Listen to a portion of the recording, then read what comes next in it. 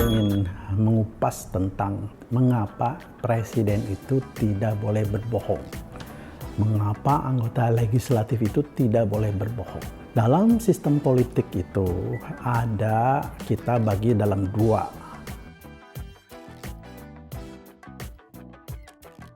Pertama yang disebut dengan infrastructure, yang kedua yang disebut dengan suprastructure. Di dalam infrastruktur itu ada 5 kelompok, yaitu ada partai politik, ada ormas, ada kelompok profesi, ada kelompok penekan, ada kelompok media massa. Itu di dalam infrastruktur ya. Kelompok penekan itu seperti FPI, kemudian kami. Kelompok ormas itu seperti NU, Muhammadiyah, kelompok profesi itu seperti ID, ya, dan lain sebagainya. Media massa seperti kita tahu semua, dan partai politik. Nah, mereka itu bisa masuk ke wilayah suprastruktur, ya, melalui pemilihan umum. Rakyat yang memilih. Nah, kita memilih sistem presidensial, jadi rakyat memilih rakyat, memilih perorangan untuk duduk menjadi presiden umpamanya, untuk duduk menjadi anggota legislatif, dan seterusnya. Kembali kepada pertanyaan awal, kenapa presiden atau anggota legislatif tidak boleh berbohong? Ya, tidak boleh mengkhianati rakyat, tidak boleh melakukan hal-hal yang tidak bermoral, akhlaknya buruk. Nah ini, itu tadi. Karena dia masuk ke wilayah suprastruktur itu dipilih oleh rakyat. Wilayah suprastruktur ini adalah wilayah kepercayaan publik. Wilayah kepercayaan yang diberikan oleh rakyat. Karena itu mereka adalah kelompok warga negara yang diistimewakan oleh aturan. Rumahnya harus di istana, tempat kerjanya harus di istana, gedung bekerjanya di sana, di sini. Itu supaya kemudian mereka itu ya menjadi manusia-manusia yang istimewa, karena memang bekerjanya adalah melaksanakan amanah rakyat, melaksanakan janji kepada rakyat.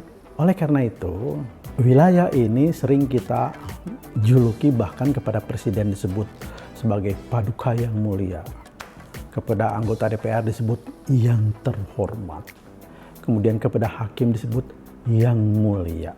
Itu karena adalah wilayah istimewa, dan di mata hukum mereka itu ya ketika dalam masa jabatan imun terhadap hukum-hukum positif ya. Baru nanti kalau ketika dia melanggar hukum-hukum positif ya, dia diadili ketika dia sudah menjadi rakyat biasa di infrastruktur, begitu. Karena saking diistimewakannya. Luar biasa itu ya. Karena itu dulu ada Kepres tidak boleh menangkap anggota DPR sebelum mendapatkan izin dari presiden. Itu udah benar. Karena dia diistimewakan secara hukum. Karena itu adalah jabatan amanah. Jabatan kepercayaan publik. Sekali lagi, jabatan kepercayaan publik. Nah, oleh karena itu bohong adalah sesuatu yang bohong adalah satu kelakuan yang maha biadab. Membohongi secara publik, kalau dia itu presiden atau anggota DPR, adalah pengkhianatan kepada amanat rakyat. Tidak boleh dilakukan itu ya.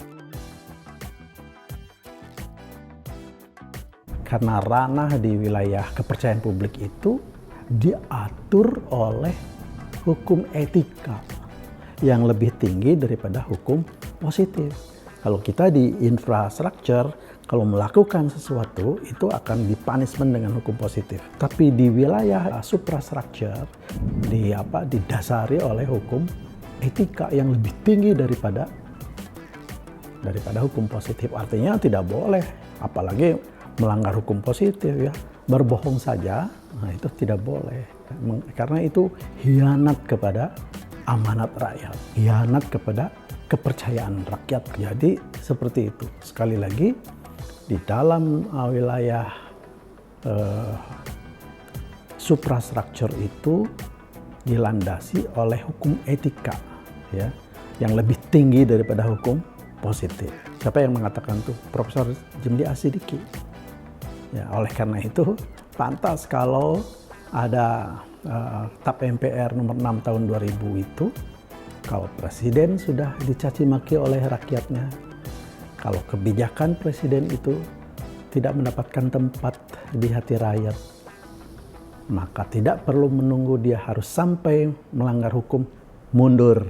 Itu dasarnya. Karena itu misalnya ada contoh Presiden Nixon ketika ketahuan dia itu ada bohongnya dengan skandal Watergate itu, langsung dia mundurkan diri. Kemudian Clinton ketika dia diketahui berbohong, ada skandal dengan Lewinsky itu, maka kemudian lahirlah keputusan impeachment. Itu karena berbohong. Ya, kalau di Jepang, kalau seorang pejabat berbohong ketahuan, itu langsung harakiri. Itu karena wilayah kepercayaan publik. Karena itu orang-orang yang sudah cacat hukum, orang-orang yang pernah tinggal di penjara tidak boleh lagi masuk ke wilayah di situ. Ya, itu mengkhianati mengkhianati wilayah yang sangat istimewa itu. Ya, itu harus orang-orang yang terbaik, mentalnya, attitude-nya, wawasannya, pengetahuannya, kompetensinya. Di sana itu adalah orang integritasnya. Di sana itu adalah orang-orang yang punya kemampuan yang luar biasa di atas rata-rata rakyat biasa dari semua aspek. Karena itu adalah wilayah kepercayaan publik.